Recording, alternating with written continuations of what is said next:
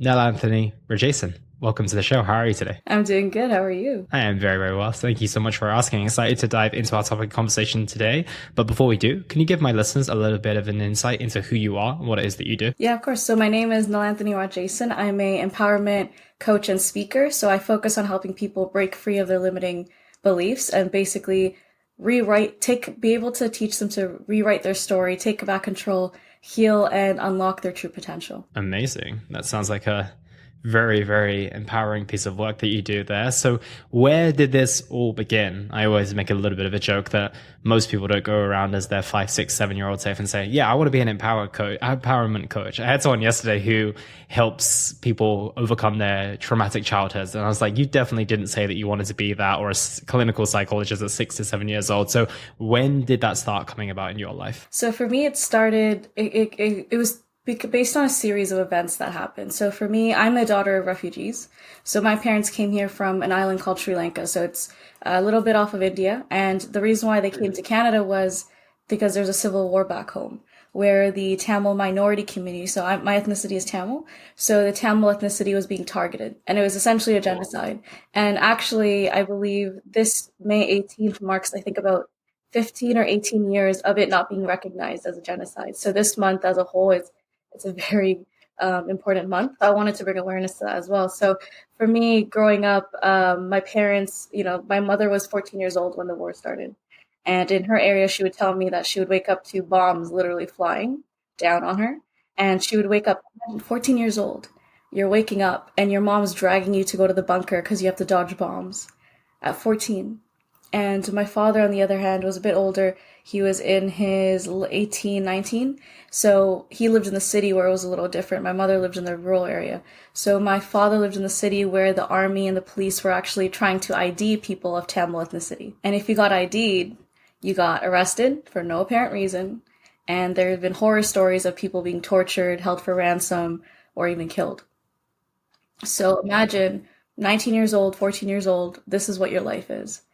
Normal people, when I say normal, it's like in the States and Canada, when you're 14, 15, you're riding bikes after school, you're, going for ice cream. When you're 18, 19, you're getting excited to go out to party and club and all this stuff.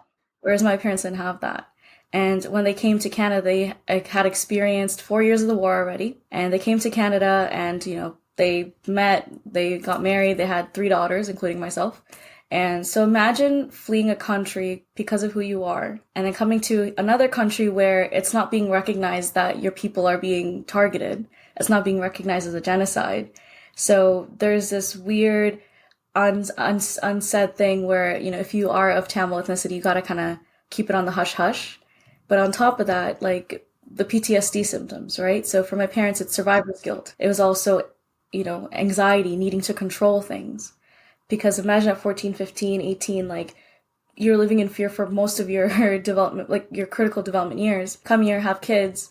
And so there's this need to control in a loving way in the sense of you want to prevent anything bad happening. So growing up, there was a sense of control, where as a kid, I felt like, oh, my parents are too involved, they're too strict, they're too nosy. But in the end now, like realizing it's because like that was their mechanism, right? That was their defense mechanism of going through this really brutal war, coming here, not being recognized as refugees of a genocide. And now you have 3 daughters, particularly daughters, where you have to, you feel the sense of the need to protect at all costs. And there was, the survivor's guilt. So there was growing up, if we didn't do good on a test or we didn't, finish our food or, we didn't respect our parents or, kids, your kids. So they would be like, well, kids back home are dying or kids back home or people are dying or kids back home don't have food, and they didn't mean it in that way, but that was the overall message, right? Growing up as a kid, there was this need to perform and excel because I'm the eldest, so for me, I understood it pretty well. The war ended in 2009, so it started in 1983 to 2009, so that's a 26-year war where people were just getting killed on both ends. Killed on both ends. The war ended 2009. I was grade 7. So for pretty much half my life, this war was taking place.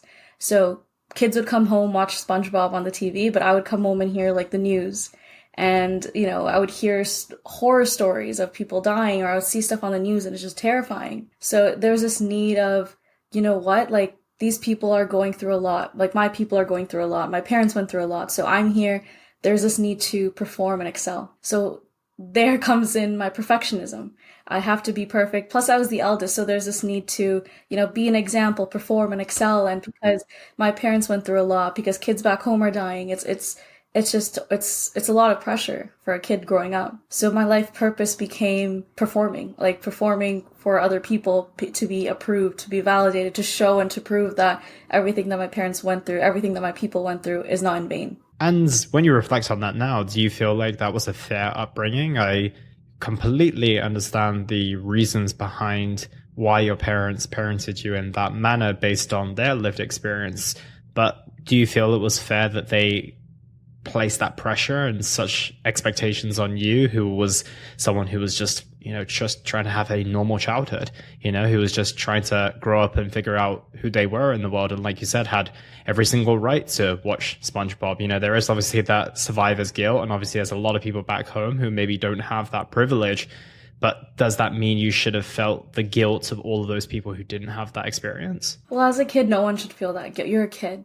So it wasn't, I don't want to say the word fair because, they didn't do it purposely. And that's why I don't want to say the word fair. For me, it's just the unfortunate circumstance that I was in. And I'm not saying I didn't have a good childhood. I had a great childhood. My parents, as a result of, them growing up as kids, they didn't have certain things. Like they put everything in their power to make sure me and my sisters, went on vacation. We had the toys, we had the parties. So for me, growing up, I didn't realize I didn't feel any lack growing up. But it was only as I got older, I realized what the implications were of that pressure. And I think that's what happened. So growing up as a kid, I just thought my parents are so strict. It's normal. It's whatever. Like, my parents are just like that. And I noticed, other kids of my ethnicity felt the same way. So for me, I was like, oh, it's just our people thing. It was a normal thing, but no, it wasn't. Right now I realize it's because all these parents that are going through, who had to escape this war, who went through this war, have PTSD. And they just never got it treated, or they never talked to a therapist or anyone to process it. So as a result, it got passed down to us. So for me, growing up, I didn't have I never felt like I was lacking anything. I just felt like I just had really strict parents growing up. And that's how you process as a kid. So for me, growing up even more, it kind of started evolving. And for me, when I say that is, grade 12, you have to pick your, college, university degree. And the options usually in, the Asian community and South Asian community, or just people who just want your parents who are really strict, are doctor, engineer, or lawyer. So for me, I didn't want to look at people's body parts. So I suck at lying. So for me, I just went into engineering because that was kind of all I had left, honestly. So I went into engineering school, got the degree, got a fancy, nice corporate job, got a nice paying salary. And I was so proud of myself. I thought I was living life. I was like, I got the degree, I got the job, I go to the gym often, I'm fit, and I thought that was it. I thought that was my peak. But then I started to realize, I was feeling this kind of emptiness or lack, and I didn't know why. And it was in February 2021 where I got a phone call. And in this phone call, I was told that a friend of mine had died by suicide. And this was a girl that I worked with at my company, at this bougie corporate job. She was an intern, and I thought of her as my little sister. I would hold her hands when we walk across the street, because this girl would not pay attention where she's walking. So I would grab her hand and walk her across the street. I would lecture her on how she needs to learn how to cook for herself, all these things. Typical big sister, little sister, relationship. So when I got this call that she had passed, I was just in shock. And I was so confused because this girl, in a nutshell, she was perfect in my eyes. She was beautiful, smart, kind. She got awards like no tomorrow. She applied to MIT on a whim and got in. Who does that? Who does that? I remember in university and grade school, I'm struggling to study and figure this thing out. But this girl was everything just came so naturally to her. And she was the type of girl that your parents would say, hey, why can't you be that? Was literally why can't you be like her? That was her whole character. That's how I saw her. So when she had passed, I was so confused. I'm she had what seemingly was a perfect life. Everyone loved her. She, was living her life. I don't get what happened. So the next day I actually got her suicide letter. And when I was reading her suicide letter, as I was reading it, it started to make more sense to me. And what I mean by that was, as I was reading, there's certain lines in her letter that really resonated with me. And I'm going to say why. So certain letters or certain lines that she said, I don't know why, like I'm doing all the things, the right things, but like I feel lack. I don't know why. I was only, I'm trying to do the big things. I'm trying to make people happy. I was trying to live life, the right way, the only right way to live. And then that's when it clicked. She was basically telling my story back to me. So what I mean by that is 5 years prior, I was actually contemplating taking my own life as well. And the reason for that is because if your life just becomes performing for others, your voice doesn't matter anymore. Who you are doesn't matter anymore. What you want doesn't matter anymore. And I began to realize that, like, I felt numb and I didn't know why. And when I would try to speak up and try to say, hey, I would set boundaries and say, hey, I don't really want to do that anymore. Or, hey, I'd rather do this instead. I would get a lot of backlash. I would be told that I'm selfish. I'm the B word. I'm inconsiderate. I'm causing problems. So imagine being told that you have to do all the right things, which you've been doing, but you're not getting the validation or the approval and the fulfillment that you expected. And then you try to speak up and you're hit with so much backlash. Then what's the point? And that's literally what I came down to. I said, what's the point? No matter what I do, it's wrong. If I speak up, it's wrong. So then what's the point of even trying? And I was in a dark place that night. And I was messaging my friends and I was saying, hey, I can't do this anymore. Like, I'm sorry. Like, it's just, I'm done. And a friend of mine, she called me out and she goes, you're just a people pleaser. You're just a pushover. Like, why do you continue to let people dictate how your life goes? You're here feeling like crap. And these people are probably watching TV, going out for a drink and having a good time right now. And you're just sitting here feeling like crap because of those people's expectations. So for me, I just started spiraling because I was questioning everything about myself. I was questioning, literally, me and my friend were doing the same thing. We're doing all the right things because we thought that was the right thing to do. But in reality, we were just ticking off boxes on a checklist and expecting that to fulfill our lives. And there was a sense of emptiness that we couldn't fill. And unfortunately, because of that emptiness and that inner turmoil and that negative, talk, only one of us is here right now. And that's when it clicked for me is, this is someone that I saw as a sister. I have 2 younger sisters as well. And that caused me to spiral as well because I was kind of like a double spiral, say. So I was questioning everything about myself. Do I really like the color blue? Why do I wear ankle socks? Is it because it's just more like the society says you have to wear ankle socks with shoes? Why do I like this color? Why do I like this activity? Why do I have these friends? Like, am I actually pretending to, be someone else with my friends, or am I actually being myself around my friends? And I was spiraling, and at the same time, I was like, holy crap, like I have 2 little sisters who are going through critical, years of their life. One was in high school, the other one was in elementary school, and I became so fixated on them because I was like, I can't lose someone else. But it scares me because there's so many people that deal with this. For example, the World Health Organization says 1 in 4 people experience depression, and that's a scary statistic. And a lot of these times, most of them are women, and it's because there's this need to perform for society, meet society's expectations.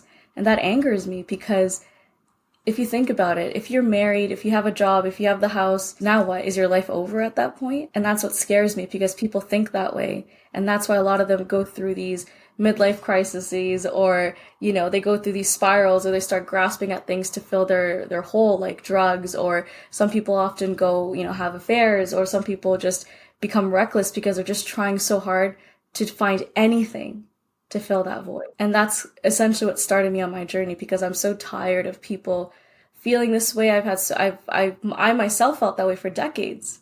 I was 25, 24 at the time when this happened. So for 25 years, I was pretending to be someone else. For 25 years, I told my inner, voice and soul that I didn't matter. So imagine people who are much older than me who've been doing it for much longer. The amount of pain and the burden. And especially with social media now, I think it's worse. Like, luckily I grew up where social media was just starting, so it wasn't really a thing. So, right? So imagine throw social media in the mix where everything is so fake and altered and selective. So throw that in and imagine what people are going through right now. Yeah. It's a challenging world to grow up in right now. And like you said, those societal expectations, they might have come from media, they might have come from the movies we watched or the music that we listened to, but now they come from just about everywhere, and they aren't subject to just a screen in our living room. They're subject to a screen in our pocket or everywhere we go, essentially. So yeah, that's another conversation that we could probably spend a whole hour talking about as well. But before we perhaps touch on things like that, growing up in that type of environment or even navigating that within the modern world that we live in, irrespective of your age, I'm curious about where you started to find your answers, right? You started to question, do I like the color blue? Why do I wear ankle socks? So where did you start to go with that? Obviously, like that becomes an ultimate like crisis identity, right? Because you're like, who the hell am I if I'm not all these things that I thought I was? So how did you go about not getting completely lost and, like you said, spiraling in it, but coming out on the other side and taking it as an opportunity to define who you wanted to be moving forward? So for me, the pandemic was almost a blessing in disguise. So imagine being exposed on the daily to, imagine like right now your life, you're on the phone, you like you mentioned, there's stuff coming at you at your phone, when you're on the train, at work, when you socialize with people. So the pandemic everywhere, everywhere. So the pandemic really forced all of us to strip it down, right? You had to go either to your household or you had to stay within your bubble. So as a result of that, like I had more time for myself, and as a result, like if the people in my bubble were busy, then what I would have to do was go for walks. And that's what I do. I would go for walks all the time.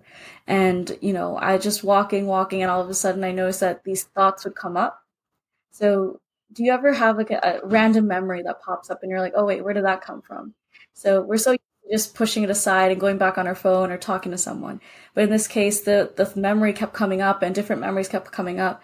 And I was so curious about it. And I just decided to let them come. Like when I go for walks, I would just let these memories come up, and then I'll be like, like that's interesting. And then I realized that these certain memories that would come up would be of past instances where I either, felt like I was uncomfortable, like I felt like I didn't belong, or I felt like I was sad or upset. So I started to dissect those memories, and I was able to kind of figure out like, hey, like I haven't been myself for so long. Like I've been pleasing others for so long. And these walks started to think about these walks as a form of meditation. You can do an actual meditation or a movement meditation. So for me, like I prefer to do like jump rope or like walks because I feel like that just gets my body in a rhythm.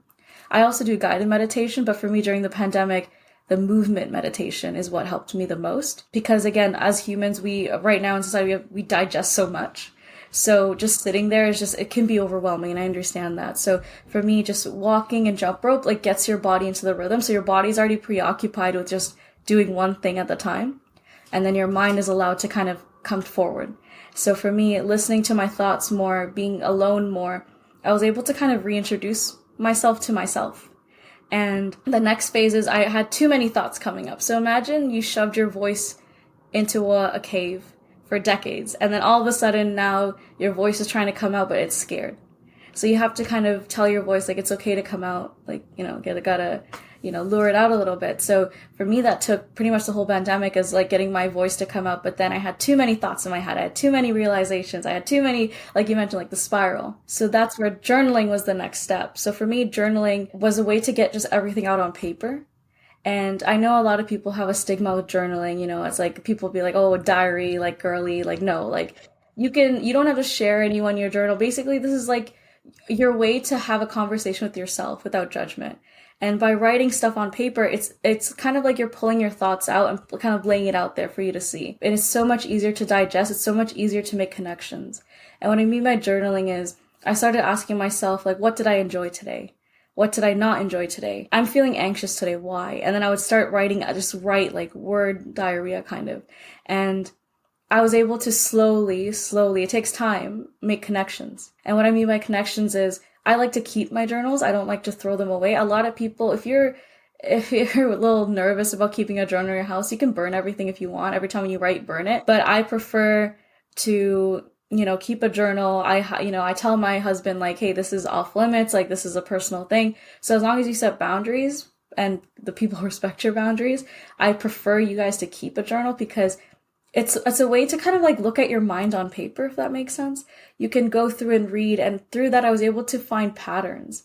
And I was able to look at like, if I write something all of a sudden I'm like, I swear I wrote this before. And then you go back and you look and you be like, oh, like I'm noticing a trend. Like when I'm around this person, I feel the need to change. Or when I'm in this situation, I feel the need to perform. Or hey, I noticed that I don't like weightlifting anymore, or I don't like spinach, or something like that. Like you become to rediscover yourself in that way by seeing these patterns in your life. And that's why I love journaling and also it's a good way to show you how far you've come. Because say that you are a spiral and you're freaking out and you're feeling like everything is like a shithole. But then if you go back in your journaling and you see how you started versus where you are now, the problems that you had before are not the problems that you had now. You're much stronger now. You've discovered something about yourself. And that's why I tell people it's so important to journal. It could be like a physical journal. I prefer physical journals, or some people do it on their phone or make notes or do voice notes. But I think it's so important to document your thoughts because there's so many thoughts in your brain. You get so much information thrown at you. So for you to pull out your thoughts and dissect it, that is so key in helping you not spiral, because it helps, make something a bit more tangible for you as opposed to you just sitting there with your thoughts spiraling. And so each step is kind of progressing into another one. So you have the meditations, which help introduce help your voice come out again. You have the journaling to help you kind of figure out what the hell your voice is trying to say. And then the next is, you have to schedule time to walk. You have to schedule time to journal. It's important to be able to do a check-in or like just make sure you're safe at any moment of the day. And what I mean by that is, say that you're in an environment and you feel anxious all of a sudden, or you don't feel comfortable, but you don't know why. Often we don't ask ourselves why. We just try to push through the moment.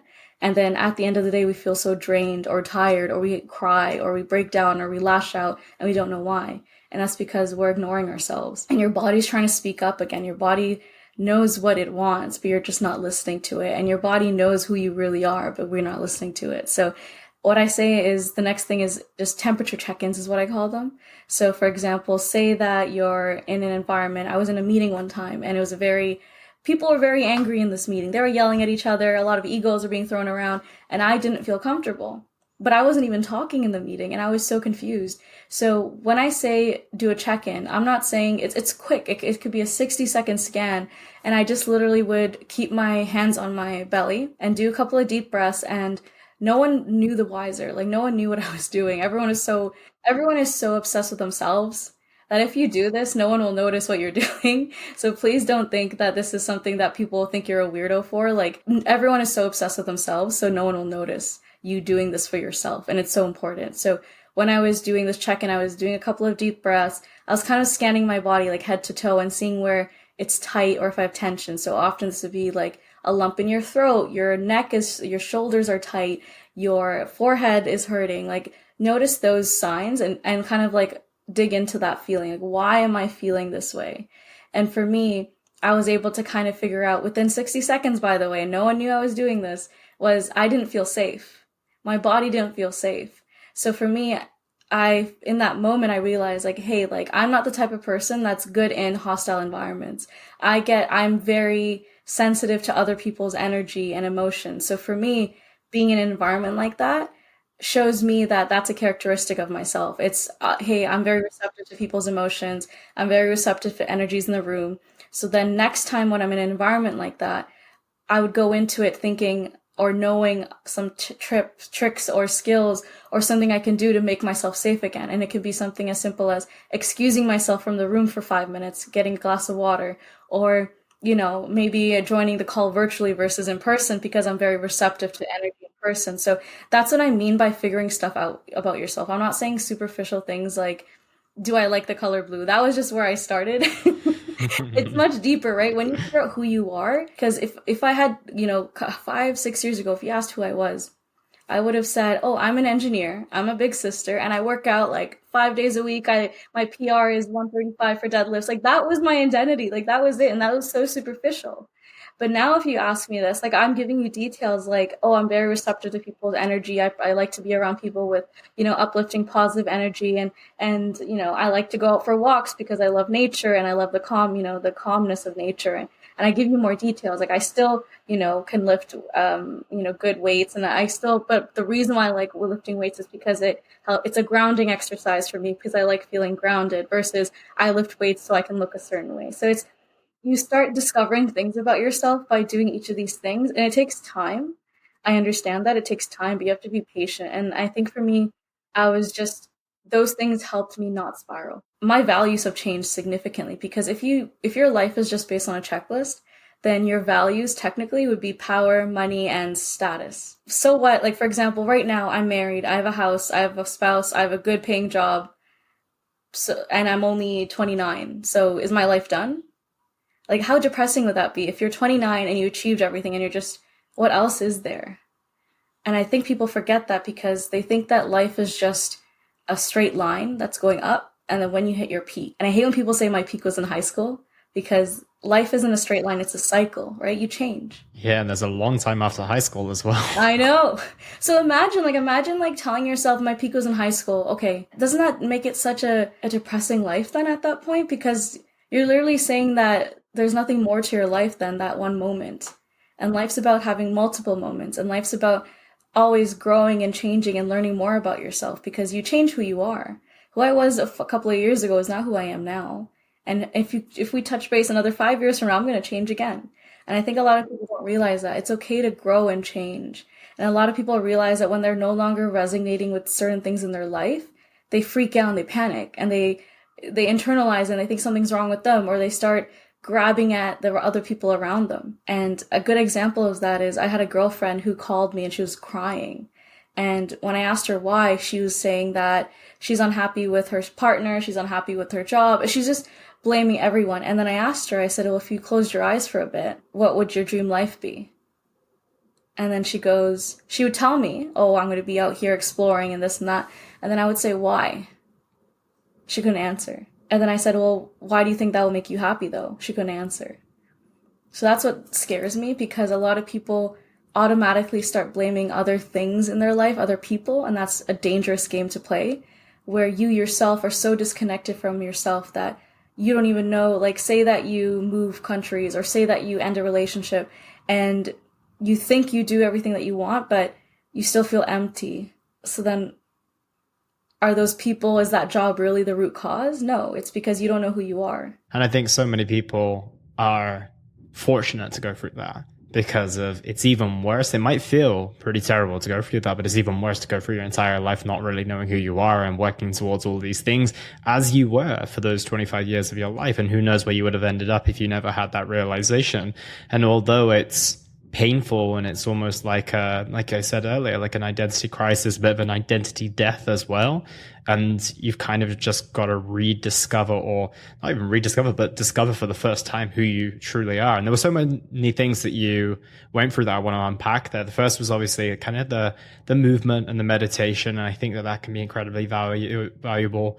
Journaling is a big one as well. I loved what you said in the second part as well, like keeping the journal so you can also see your progress and also see how many answers that you already had. Like I had an instance when I was journaling. I journaled way more back in, funnily enough, 2020, 2021 as well. And I put something in my journal like the very start of the year at 2020. And then I only made a decision 8 months later and I had the exact same answers that I had like literally 8 months ago. I went back to the start of my journal. I was like, I literally said the same things to myself, but it took me 8 months to make this decision. And it's wild, but it's also super awesome to see that, oh, actually, no, maybe if I do come up with some reasons why I should or shouldn't be doing something, perhaps I'm going to be right. So why waste these 6 to 8 months like spiraling and going in circles? So that's another valuable part. And then thereafter, like you said, you've then got to really question everything and like come to terms with what your true values are. And the question I have off the back of all of that is, there's two questions, I guess. The first is, how do you know if it is your true inner voice speaking or if it's continuing to be society? Because of, like you said, you're sensitive to people's energy. Maybe a lot of people are sensitive to people's influence and they're sensitive to people pleasing or fitting in, for example. So I guess the question here is like, how do we know it's actually truly what we want versus, you know, those just sneaky societal inputs getting into our life still because we haven't really learned to understand what we truly are? Yeah. So I think it comes down to seeing how your body reacts when you do certain things. So for example, a good example is think back to your top 3 accomplishments in your life. And if you think back to those accomplishments and if you feel an over, like you feel like happy again, like your body is like excited, like you're smiling ear to ear, then that's how you know that was genuinely meant for you. But if you think about accomplishment, like for example, I graduated engineering, doesn't do anything to me. Doesn't. So that's why like I know like it doesn't add any value to me. But for me to say I travel to Bali for 2 weeks or I travel to all these countries, like my face is very different from when I just said when I was in engineering. So it comes back to understanding who you are as a person, and honestly you just have to ask yourself like why do I want to do this? Does it actually make me happy? And you have to be very honest with yourself. So for example, why do you want that corporate 9 to 5 job? Is it because you like having that structure? Or do you think that's because what society tells you? And I think you have to really understand who you are to be able to connect the dots. For example, I have a friend that absolutely loves that because he is the type of person that, he loves having structure in his life. So to have a 9 to 5 job, go home and then have his, evening routine and do it all again, that brings him utter joy. But for me, that sounds that sounds miserable. But that's the thing though, right? So that's like a good understanding of like as someone's talking to you or as someone's saying something to you, do you feel your organs jumping is what I like to say. Do you feel the butterflies, right? Do you feel excitement? Do you actually envision yourself doing that way? Do you catch yourself daydreaming about it? And that's the key thing. If you catch yourself daydreaming about it, if you feel like your body is like skipping a beat, like that's a good way to see if something's for you. But another thing is, if you're not at the point where you can understand your body, then my advice is you have to ask yourself why and ask it multiple times. Like, why do I want to get this degree? Why do I feel like this degree will help me? What's the purpose of this? Or for example, people in relationships, right? People in relationships who are with someone because they're the safe option. But, if you think about, does this person give you butterflies? Does this person make you giggle? Does this person, make you feel excited about living life? And does this person, help you grow? Or does this, it's just this feeling and this excitement. And essentially if you don't feel that feeling of excitement and hope, then it's not for you. And I know that sounds really wishy-washy right now, but trust me, test it out. Test it out on something as simple as food. And people laugh when like everyone that I work with laughs when I say test it out with food first. Because, for example, if you're in a group of friends and they say, we're going to get pizza, and you don't feel excited about pizza, but then all of a sudden you're like, oh, let's do sushi. And like people, this is a good example everyone can relate to. If someone says, what do you want to eat? And they'll be like sushi, pizza, and you don't feel anything. But then all of a sudden someone says, oh, let's do Greek. And all of a sudden you get excited. You're like, yeah, let's do Greek. That's the feeling that you need. That's the feeling that you should chase after. And people laugh because that's the easiest way to do it, right? So I'm not saying, start small, like start doing small things like, okay, does, watching the show bring you, are you excited to watch the show? Are you excited, if someone says a certain food, like, are you excited? It's one of those like, oh yeah, like, let's do that. Like, that's the best way to start small to understand what that feeling is like and eventually start applying it to the bigger aspects of your life, whether it be your career, your routine, your relationships, your hobbies. And I think that's the easiest way to do it because I know this can come off as very overwhelming at first, but the easiest way to start is start small. And I always say start with food, start with, activities. Like that's the easiest way if you're excited to do something. Yeah, absolutely. And I would imagine that courage has to come in here as well. Like I said, you can start with the small things, but it's much easier to choose Greek over pizza than it is to choose being an entrepreneur over doing your corporate job, right? And like you said, it comes with a bunch of benefits of the structure and the safety and the consistent pay and all that type of stuff. And the same goes for the relationship as well. I think a lot of people lack self-confidence. So they're like, no, I completely agree with your perspective, but I know a lot of people will say, well, but what if I never find someone who is the dream guy for me or dream girl for me? Or what if I end up being alone or, I miss my window of opportunity for children? At least I've got something here that's kind of certain and safe. It might not be the most exciting thing in the world, but it's reliable, all those kind of, I cringe saying it because I personally don't agree with it whatsoever, but I know a lot of people will go through that. And I want to talk to them specifically who, are literally settling for less because they feel that A, that's what they deserve, and B, it's safer than the alternative of potentially missing out on something that doesn't actually exist for them, quote unquote. So the best way I have a bunch of friends that are like that actually, who they just they get married and then they say we're gonna have kids. I'm like, but you don't like kids. Oh, but you have to do it. So then I say like, why? Why? And I say why, and they said because I have to. And I said, well, okay, so what in having kids, what joy will it bring you? And I think it's asking those kind of questions, and they couldn't answer. And because they like their lifestyle, they like to move around, they like to, not have, their roots in one place. So when I would tell them like, what's the joy that you'll have from having kids? And then they said, oh, but we need someone to look after us when we're older. I'm like, you can just pay someone. You can pay like a personal support worker, a nurse to come look after you. You have friends that love you that will, look after you, need be. You have family. So I always ask someone, for example, and another good example you brought up was finding that partner. So I have a girlfriend of mine, she's, desperately trying to find someone, and all her friends are all married, and she just feels like she's behind and all these things. And I told her, I'm like, well, who says you're behind? Like, who says, you're not, like, everyone is, I believe that everyone's meant to have a partner, whether it's platonic, a soulmate, or, romantic. I always feel like someone's meant for you. And then I asked her, I said, are all your needs fulfilled right now? And she goes, what do you mean? And I said, well, do you feel like you're part of a community? Do you feel like you have a person or a community or a group of people that help you, live your passion? Do you have people that, you can be emotionally vulnerable with? Do you feel like, and then I kind of go through all these things, and she was able to answer yes to all of that. And then I told her, I'm like, so what are you lacking then? And it came down to self-love, because she felt like that external person, having a partner, a spouse, is going to give her that self-love, that validation that she needs. So essentially, a lot of it comes back to you. When you think about, I need to have a house, I need to have a kid, I need to have a spouse or a partner, think about why you feel that way. What gap are you trying to fill? And I think that's what it comes down to. Because if you're whole, imagine how miserable it is that if you spend most of your life dedicated to finding a spouse and then being miserable every time it doesn't work out. Imagine like all the time that you just wasted.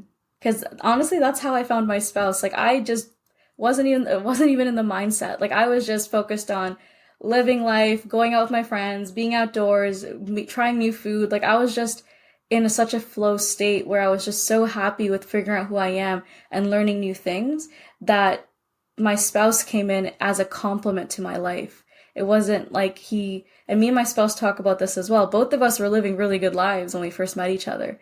It was just, we just kind of now living an amazing life together, and it was just on the same vibe and frequency. We're not looking for any kind of validation or, approval from each other. And that's because we both understand who we are as people, and we both understand what we need to fulfill our life. And often it's not a person. It's usually, your purpose or your joy or just your own self-love of understanding that life is life. There's no, when people say, what's the answer to life? I don't know if there's this movie, I think like The Hitchhiker's Guide to the Galaxy was like, the answer to life is 42.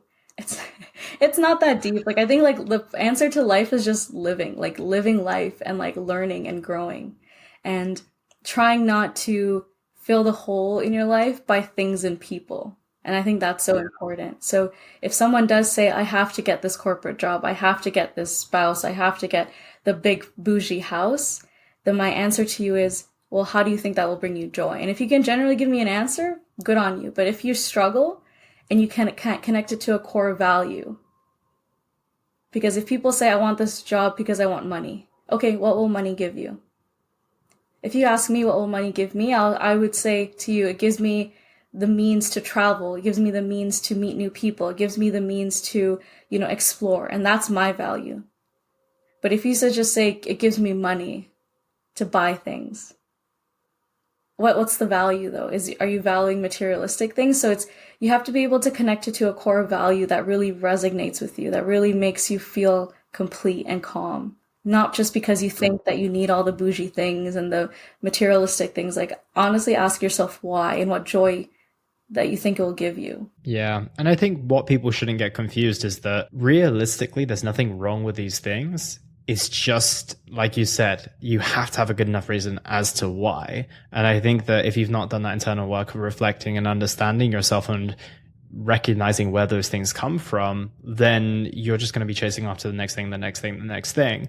But when you are able to actually recognize that, like you said, there's nothing wrong with wanting to earn money. There might not be anything wrong with a bougie house or lifestyle, as long as you mentioned it connects with that core value. Otherwise, you will just be chasing it for the sake of the societal expectations or your friends in your environment. And that brings me on to my next question.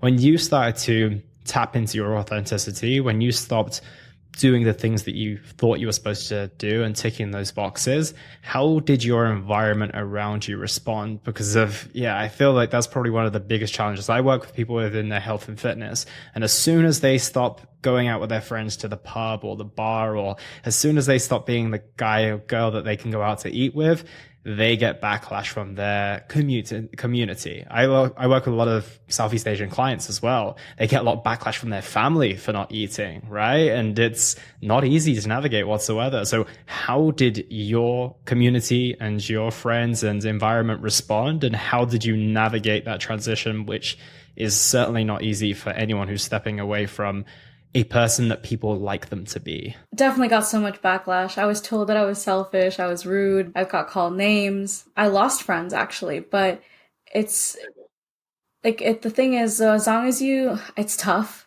I know it's so tough, and it could feel like everything is falling away from you, but that's the point. You shed things that don't serve you. And if you keep bringing yourself back to that, like, you've been carrying all this stuff on your back.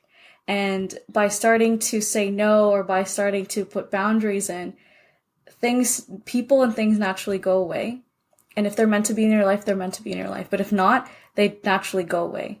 And think about that. You're throwing off all this weight on your shoulder that you're carrying.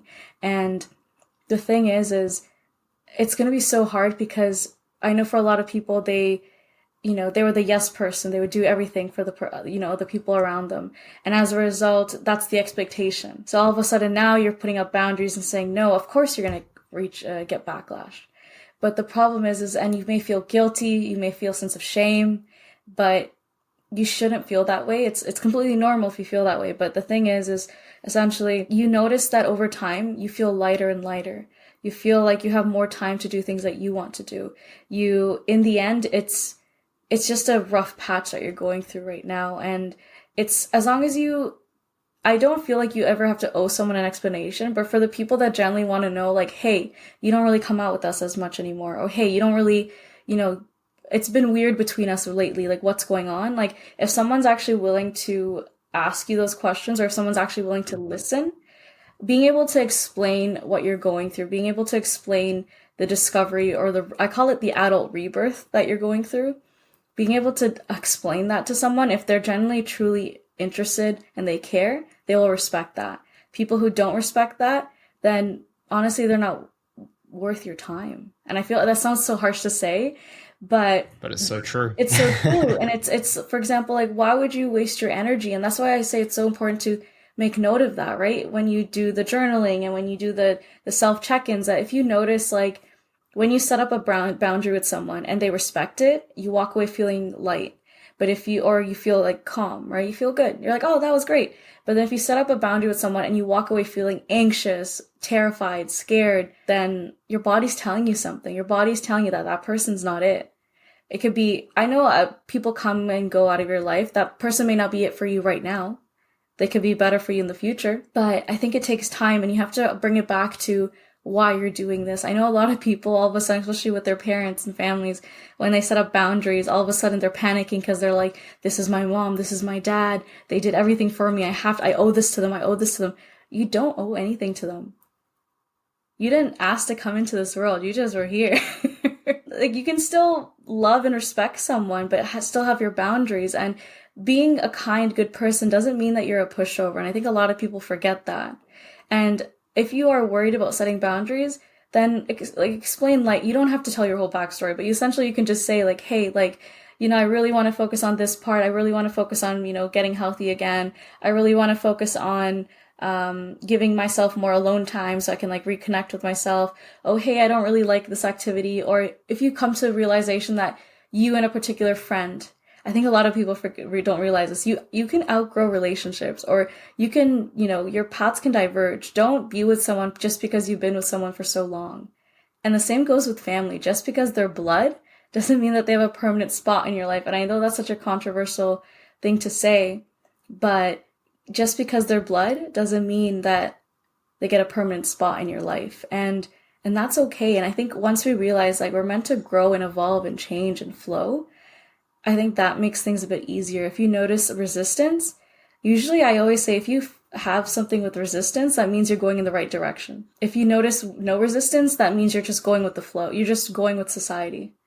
It's usually when you feel a bit of resistance or you feel a little bit of an obstacle, that's when you know that you're going to grow and learn something, and you're going to get to the other side and have something beautiful that you've learned about yourself or experience. It's so true, because you actually have to go against the algorithm of society in order to find your authenticity, in order to truly be the person that you want to be. I was having a conversation on this podcast maybe like last year, and we were talking about going against the algorithm of society when it comes to being a healthy and fit individual. You have to go against the norm to eat well, to sleep well, to be reasonable about your alcohol intake, all these other things, because of everything else in society shows us the easy way of not anything too advantageous for our health and well-being. And it's the same when it comes to being authentic to yourself and, living your true values as well.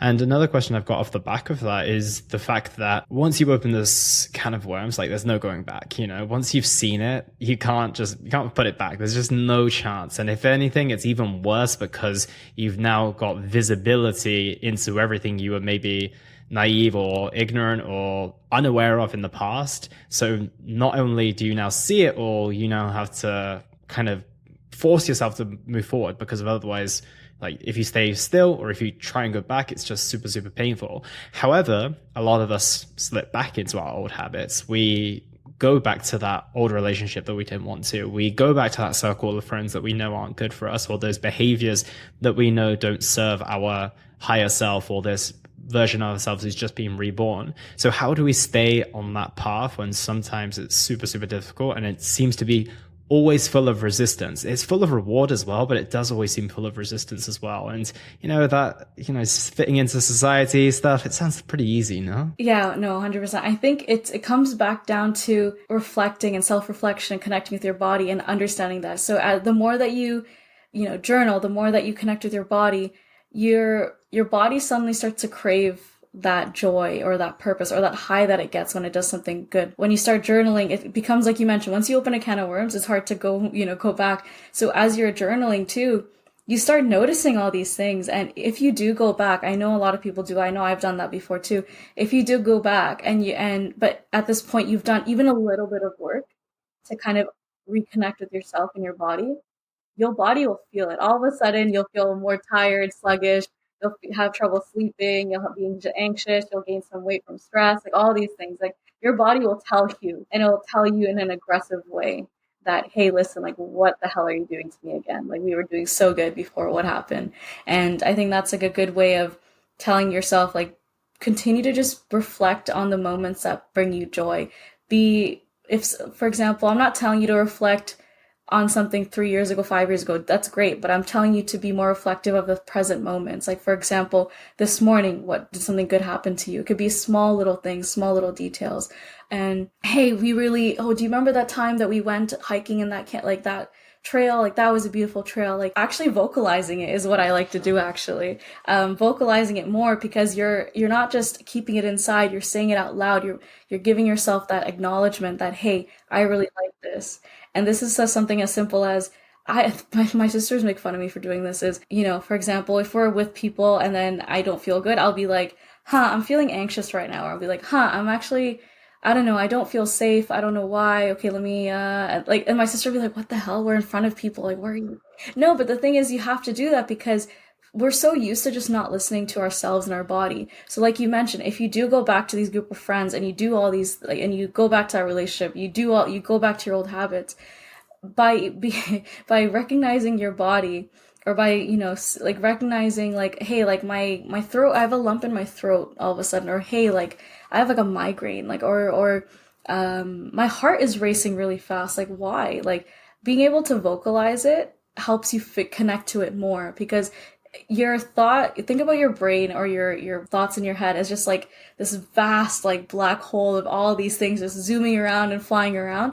By vocalizing it, you're pulling that thought out and you're forcing your body and yourself to address it. So the next time that you find yourself going back to friends or people or habits that you think, oh, maybe they changed, oh, maybe it's good, okay, maybe it's me, not them, start vocalizing and asking yourself, like, even like when I drive away from hanging out with friends, I'd be like, huh, that was a good day, or huh, like something was off today, why? Like, you can talk to yourself when you're driving or talk to yourself when you're walking because you're having that conversation with your mind, or you're forcing yourself to talk and you're forcing yourself to address any kind of nervousness or uneasiness too as well. That's kind of what I've been doing, and it's helped me so much. Like for me, even with food, even with going into the office or hanging out with friends or doing things with family. And so like if someone says, hey, we're going to visit this family this weekend, like come.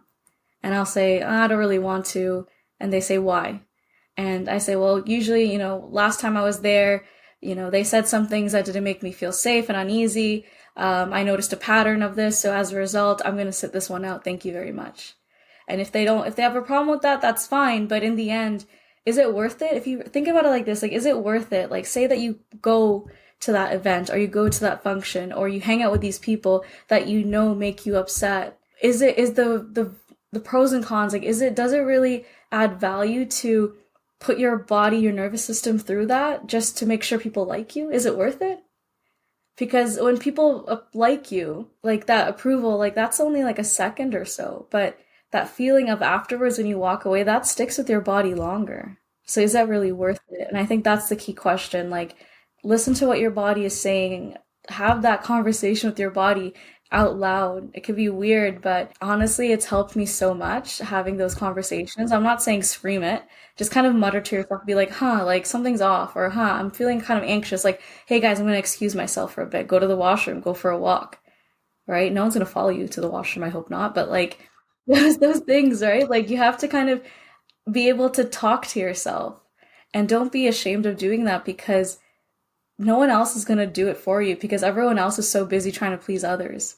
So you need to be able to confront yourself, talk to yourself, give yourself that minute. I'm not saying go for a 20-minute walk while you're hanging out with your friends. Literally just excuse yourself to go to the washroom and be like, something's off today. Okay, maybe it's because this person said this to me and that made me feel uneasy. Or maybe because this particular friend is hanging out with me today and I tend to find that they're very judgmental. So it's kind of one of those like conversations that you have to have with yourself. And the more that you have it with yourself, when you do go back, when you do slip back, you're more aware of it.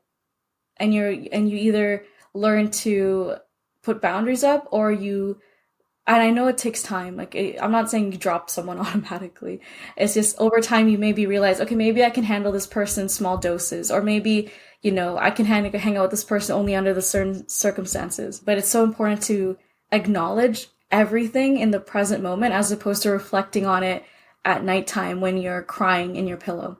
It's so important to acknowledge it in the present. Yeah, and when you've potentially made those decisions already that if you just took a beat, you probably wouldn't make, right? And I think that that's the big thing, though. It's like hindsight is 2020, but if you give yourself an opportunity to pause and reflect, then you might actually make a better choice in that moment. And you're also writing a completely new narrative, and you're trying to overcome a narrative that's been somewhat written for you, and you've reinforced a lot of it. So verbalizing it and getting out loud and hearing words that you may have not heard before in your life can be very, very powerful indeed. So I can definitely back that up as well. I've got a couple of final questions for you, Nelanthini. It's been a fascinating conversation. And the first is, what impact do you want to have on the world with the work that you do? For me, I just want to help people realize that you are enough and your voice matters. I'm so tired of people putting limiting beliefs on themselves. So my impact is I want to help people break free of those limiting beliefs and help guide them. Because I know, like you mentioned, it's such a scary journey to go through, especially if you feel a lot of backlash.